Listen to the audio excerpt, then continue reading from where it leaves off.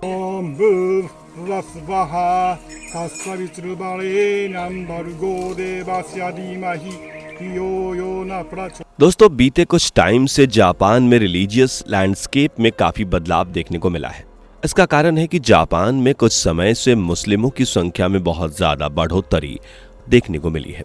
एक रिपोर्ट के अकॉर्डिंग 2000 तक जापान में मुस्लिमों की आबादी 20,000 के आसपास थी, वहीं अब यह आबादी बढ़कर 2 लाख से ज्यादा हो गई है। अगर देखा जाए तो बीते 2 दशकों में जापान में मुस्लिमों की आबादी 10 गुना तक बढ़ी है। इन सब आंकड़ों को देखते हुए जापान में रिलीजियस तनाव भी बढ़ रहा है।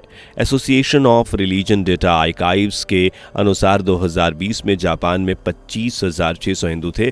2022 के अनुसार 0.1% लोग जापान में हिंदू धर्म को मानते हैं। एक रिपोर्ट के मुताबिक 2022 तक जापान में 40,752 भारतीय और 1,25,798 नेपाली हैं। इनमें से ज़्यादातर लोग हिंदू हैं और इन रिपोर्ट्स के बेस पर हम ये कह सकते हैं कि जापान में हिंदुओं की आबादी बहुत कम है। लेकिन इसके बावजूद जापान में भारत के संबंध बहुत ही अच्छे हैं। जापान में सिर्फ 30,000 इंडियन लोग रहते हैं, जो कि मुस्लिमों के कंपेयर में बहुत ही कम है। लेकिन इसके बाद भी हिंदू धर्म को जापान में इस्लाम से पहले प्राथमिकता दी जाती है। वैसे तो जापान में हिंदू रिलीजन का प्रचलन बेहद कम मात्रा में है, लेकिन जापानी कल्चर के निर्माण में इसकी भूमिका इनडायरेक्ट तौर पर बेहद महत्वपूर्ण रही है। जी हाँ दोस्तों, इसका मेन कारण है कई बौद्ध मान्यताएं और परंपराएं 6वीं शताब्दी में कोरियाई प्रायद्वीप के माध्यम से चीन से जापान तक फैल गईं और इसका एक संकेत जापानी 7 गॉड्स ऑफ फॉर्च्यून है, जिनमें से 4 की उत्पत्ति हिंदू देवताओं के रूप में हुई है। बेजाई टेंसमा सरस्वती, बिश मून वैष्णव या कुबेर, डाइको कुटेन शिव और कीजी जोटेन लक्ष्मी, बेनजाइए टेन्यो सरस्वती और किशी आउ टेन्यो लक्ष्मी। और इन कॉम्बिनेशन के चलते जापानी कल्चर हिंदू कल्चर से काफी मिलता जुलता है। इसी के लिए जापानी कल्चर और इंडियन कल्चर में काफी सिमिलैरिटीज देखने को मिलती हैं। तो दोस्तों, आज के इस वीडियो में हम बात करेंगे जापान में हिंदू धर्म की और इसके साथ जानेंगे किस तरह से आज के समय में जापान में हिंदू धर्म बढ़ रहा है और किस तरह से जापान के लोग हिंदू कल्चर को अपना रहे हैं। तो दोस्तों, वीडियो पसंद आए तो वीडियो को लाइक जरूर करें। दोस्तों, भारत के सनातन धर्म की आभा अब 7 समंदर पार से भी विदेशियों को अपनी तरफ अट्रैक्ट कर रही है। जापान के रहने वाले 60 वर्षीय केंजी शिमुजू सनातन संस्कृति से इतने प्रभावित हुए हैं कि उन्होंने हिंदू धर्म अपना लिया है। उन्होंने अब हिंदू देवी देवताओं की पूजा में अपना मन लगा लिया है। इस विदेशी शख्स ने अपने देश में भारत का बाकायदा एक शपथ पत्र भी बनवाया है, जिसमें उन्होंने अपनी इच्छा से बिना किसी दबाव के हिंदू धर्म को स्वीकार करने की बात कही है। केनिजी शिमुजू जापान के टोक्यो शहर में रहने वाले हैं। उनकी उम्र 60 साल है। ये विदेशी पर्यटक इन दिनों खजुराहो और उसके आसपास के मंदिरों में जाकर पूजा पाठ और आरती में शामिल हो रहे हैं। हिंदू धर्म के देवी देवताओं में इनकी आस्था जाग उठी है और पिछले 4 साल से ये भारत आ रहे हैं।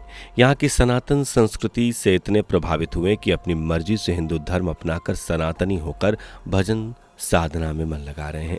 60 साल का यह जापानी ना हिंदी जानता है और ना ही अंग्रेजी, लेकिन यह सनातन संस्कृति और हिंदू धर्म में इस कदर डूब चुका है कि अब भगवान शिव का मंत्र ओम नमः शिवाय से लेकर गायत्री मंत्र तक जाप करने लगा है। दोस्तों, इसके अलावा और भी ऐसे बहुत से विदेशी हैं जो बिना किसी बाहरी दबाव के हिंदू रिलीजन को अपना रहे हैं। दोस्तों, आपने आज तक भारत में हिंदू धर्म से लोगों के नाम, जगह के नाम, यहाँ तक कि शहरों के नाम भी देवी देवताओं के नाम से सुने होंगे, लेकिन क्या आपने कभी सोचा है कि विदेश में भी आपको हिंदू देवी देवताओं के नाम सुनने को मिल जाएंगे? शायद नहीं। लेकिन जापान में एक शहर जिसका नाम देवी लक्ष्मी के नाम पर रखा गया है। जापान के लोग काफ़ी मेहनती और फाइनेंशियली मजबूत रहने के लिए देवी किचिजोई की पूजा करते हैं। देवी के नाम पर ही एक शहर है जहां देवी किचिजोई का प्रसिद्ध मंदिर मौजूद है। आपको बता दें कि किचिजोई का मतलब देवी लक्ष्मी है। किचिजोई जापान की राजधानी टोक्यो से 18 किलोमीटर की दूरी पर मौजूद है। जापान में घूमने वाले लोग किचिजोई मंदिर जरूर जाते हैं। ऐसा माना जाता है कि जो लोग इस मंदिर में बनाते हैं, देवी धन की मुश्किलें दूर कर देती हैं। इसके बाद दोस्तों आइए जानते हैं इस मंदिर तक कैसे पहुंचे। जापान की राजधानी टोक्यो से किचिजोई पहुंचना बेहद आसान है। आप यहां सेंट्रल टोक्यो स्टेशन से किचिजोई के लिए ऑरेंज लाइन मेट्रो लेकर 25 मिनट में यहां पहुंच सकते हैं। साथ ही इस शहर तक कई अलग अलग ट्रेन की सुविधाएं भी उपलब्ध हैं। दोस्तों भारत और जापान आबादी, जलवायु, राजनीतिक परिस्थितियों और अर्थव्यवस्था के मामले में एक दूसरे से काफ़ी भिन्न देश हैं। लेकिन एक तस्वीर जापान के मंदिर में देखने को मिली। ये तस्वीर बिल्कुल अपने गणेश भगवान की लग रही है। जापान में इन्हें शोसेन नाम से पूजा जाता है। यह मूर्ति क्योटो के एक मंदिर की है। जापान में कई हिंदू देवी देवताओं की पूजा की जाती है, जिनमें ब्रह्मा, देवी सरस्वती, लक्ष्मी, वरुण और गरुण देव शामिल हैं। इन्हें वहां दूसरे नामों से पूजा जाता है। माना जाता है कि दोनों देश के बीच सांस्कृतिक आदान प्रदान 6वीं शताब्दी में प्रारंभ हुआ था, जब जापान में बौद्ध धर्म का प्रसार हो रहा था।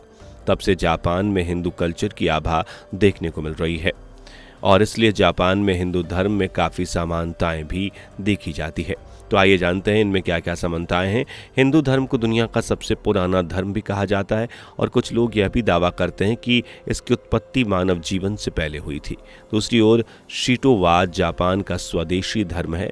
यहाँ कामी देवताओं के इर्द गिर्द यह घूमता रहता है, जो अलौकिक संस्थाएं हैं जिनके बारे में माना जाता है।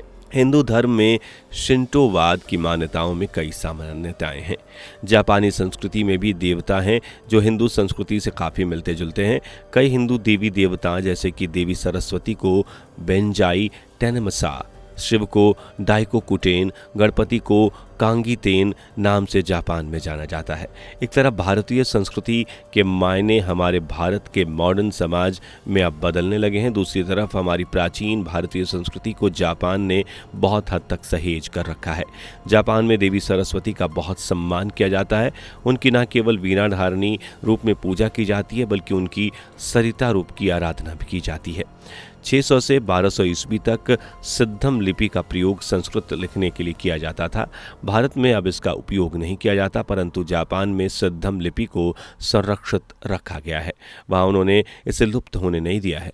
इस लिपि के तहत संस्कृत में लिखे गए बीजाक्षरों को भी यहाँ पवित्र माना जाता है और उनका सम्मान किया जाता है। देवी देवताओं के साथ उनके संबंधित बीजाक्षरों की भी पूजा की जाती है। यह बात अलग है कि आज के युग में इसे पढ़ने वाले और जानने वालों की संख्या बहुत कम है। जापान के कोयासन में स्थित एक शाला में सिद्धम के साथ संस्कृत सिखाई जाती है। यह इस फैक्ट का प्रमाण है कि संस्कृत संरक्षण में जापान का भी भरपूर योगदान है। इसके अलावा जापान में लोगों ने हिंदू देवताओं की पूजा पर किताबें भी लिखी हैं। आज भी यहाँ दावा किया जाता है कि जापान हिंदू देवताओं के गहन अध्ययन को प्रोत्साहित करता है। जापान में कुछ फेमस हिंदू मंदिर भी हैं। शिव शक्ति मंदिर Tokyo, Shirdi Sai Baba Tokyo, Japan की वेदांत society Kanagawa, BAPC Swami Narayan मंदिर टोक्यो। तो दोस्तों जापान के इन हिंदू मंदिरों के बारे में आपकी राय क्या है, कमेंट में जरूर लिखें। दोस्तों जापान से हमारा संबंध हमारी समझ से भी गहरा है। आवश्यकता है इसे समझने की और इसे बढ़ावा देने की। अब समय आ गया है कि प्राचीन भारत के शांत व सभ्य नज़रिए को हम अपनाएं और जापान जैसे देश की संस्कृति से सीख लें। तो दोस्तों वीडियो को एंड तक देखने के लिए धन्यवाद और अगर आप ऐसी ही वीडियो देखना चाहते हैं तो हमारे चैनल को सब्सक्राइब जरूर करें, बेल आइकन को प्रेस कर दें ताकि हमारी वीडियो की नोटिफिकेशन सबसे पहले आप तक पहुंचे। तो दोस्तों मिलते हैं ऐसी ही गजब की वीडियो के साथ, तब तक के लिए नमस्कार। दोस्तों आपको स्क्रीन पर 2 और वीडियोस दिखाई दे रही हैं, जिसे देखने के लिए स्क्रीन पर क्लिक करें।